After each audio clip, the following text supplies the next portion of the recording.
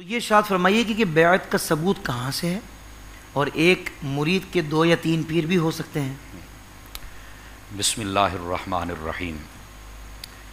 اصل بات یہ ہے کہ قرآن مجید، برہان رشید، یہ سب لوگوں کے لیے کتاب ہدایت ہے۔ بے شک، واہ واہ۔ اور جو بھی دلیل پکڑی جائے گی سب سے پہلے قرآن مجید برہان رشید سے ہی پکڑی جائے گی، بالکل ٹھیک۔ اور اس کا کوئی رد بھی نہیں کر سکتا۔ لیکن افسوس اس بات پر ہے کہ بعض لوگ قرآن پڑھتے ہیں لیکن کچھ مسائل ایسے ہیں جن سے یا تو وہ آنکھیں بند کر لیتے ہیں یا پھر وہ کسی خاص ایجنڈے پر کام کر رہے ہیں کہ اس کی مخالفت ہی کرنی ہے۔ اس بات کی مجھے آج تک سمجھ نہیں آئی، جبکہ بیعت کا ثبوت قرآن مجید برہان رشید میں لفظ بیعت کے ساتھ ہی ہے، کسی اور لفظ کے ساتھ نہیں ہے، صحیح، لفظ بیعت کے ساتھ ہی ہے۔ بہت اچھا۔ ان الذین یبایعونک انما یبایعون اللہ، سبحان اللہ، تو لفظ بیعت کے ساتھ ہی ہے جی۔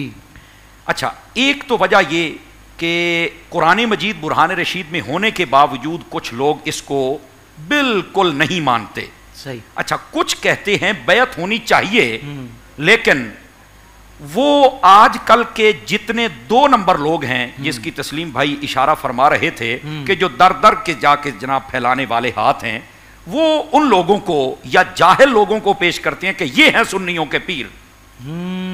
ان کا خود کا بھی دماغ خراب ہوتا ہے، وہ سوشل میڈیا کے ذریعے، پرنٹ میڈیا، الیکٹرک میڈیا کے ذریعے لوگوں کا بھی ذہن خراب کرنے کی کوشش کرتے ہیں۔ مثال کے طور پر درباروں کے اوپر وہ ایک عجیب قسم کے بھنگی، چرسی، نشئی، 2 نمبری اور ڈھول ڈھمکا نہ جانے چادر لاتے ہیں، تو کیسے بے وضو اور بے ہودے لوگ ہوتے ہیں۔ اچھا، یہ چیزیں دکھلا کے کہتے ہیں یہ ہے سنیوں کے دربار، یہ ہے سنیوں کے پیر۔ تو میں آپ کے اس پلیٹ فارم کے ذریعے لمحہ فکریہ ان کے لیے میں رکھنا چاہتا ہوں ان کے سامنے کہ اگر آپ کو درباروں پر گندی چیزیں نظر آ گئیں، گندے پیر نظر آ گئے، تو کیا کوئی دربار دنیا میں آپ کو اچھا نہیں نظر آیا؟ کیا کوئی پیر اچھا نہیں نظر آیا؟ تسلیم بھائی، اگر آپ کو گندے پیر نظر آئے ہیں، ان کو آپ نے تصاویر کے ذریعے وائرل کر دیا، اچھی بات ہے۔ اگر آپ کی نیت ٹھیک ہے کہ آپ چاہتے ہیں کہ لوگ ان سے بچ جائیں، اچھی بات ہے۔ اور میری جان وہیں پر اچھے پیر کی تصویر بھی وائرل کرو کہ یہ ہے اچھا پیر، بہت اچھے، اور اس کی ہم نے بیعت کرنی ہے، اچھے، یہ چیز نہیں لے کے آتے۔ کاپی ہمیشہ برانڈ کی آتی ہے۔ جی جی بالکل بالکل، کاپی ہمیشہ برانڈ کی آتی ہے۔ واہ واہ، اس کا مطلب ہے اصل ہیں تو لوگ بڑی زبردست بات کہی آپ نے، بڑی مجھے انہوں نے موقع دے دیا کہ میں اپنی بات کو مزید آگے لے۔ اللہ آپ کو برکت عطا فرمائے۔ دیکھیے، جب مارکیٹ کے اندر نوٹ آتا ہے نا نقلی، اس کا مطلب ہے اصل ہے تو اس کی نقل ہوئی ہے نا، تو اس کا مطلب ہے کہ اصلی پیر ہیں، تبھی تو لوگ نقلی پھیلانا چاہتے ہیں کہ اصلی سے لوگوں کا پیچھے ہٹ جائے۔ جبکہ ہوتا یہ ہے کہ جب نقلی نوٹ پکڑا جائے تو اس کو پکڑ کر پھاڑ دیا جاتا ہے یا جیل میں اس کو ڈال دیا جاتا ہے، اصلی کو ہی چلایا جاتا ہے۔ تو یہ 2 نمبروں کو پکڑ کے جیل میں ڈالو، اصلیوں کو چلنے دو ذرا یہاں پر۔ اچھا، ایک بات تو یہ ہے، اللہ آپ کو برکت دے تسلیم بھائی، بڑی خوبصورت بات آپ نے کہی۔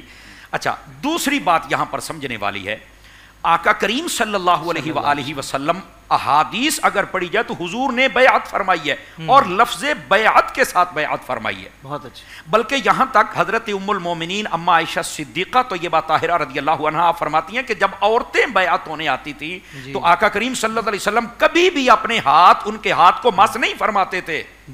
تو یہاں تک مسئلہ ہے، تو کیا مردوں کی بیعت کا کوئی مسئلہ نہیں ہوگا؟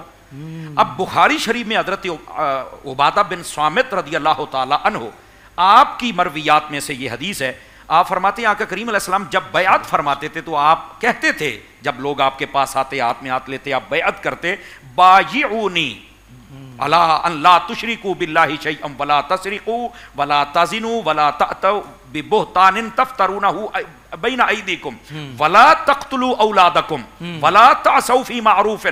آقا کریم علیہ السلام ان لفظوں کے ساتھ بیعت لیتے تھے۔ یہ آج کل کے پیروں کے لیے بھی ہے کہ تم نے بیعت لینی کیسے ہے، ٹھیک ہے؟ اب آقا کریم کیا فرماتے، میرے ہاتھ پر بیعت کرو کہ تم اللہ کے ساتھ کسی کو شریک نہیں ٹھہراؤ گے، بیعت کرو کہ تم کبھی بھی قتل نہیں کسی کو کرو گے، بیعت کرو کہ چوری نہیں کرو گے، بیعت کرو کہ ڈاکہ نہیں مارو گے، بیعت کرو کہ تم بدکاری نہیں کرو گے، بیعت کرو کہ کسی پر تہمت نہیں لگاؤ گے۔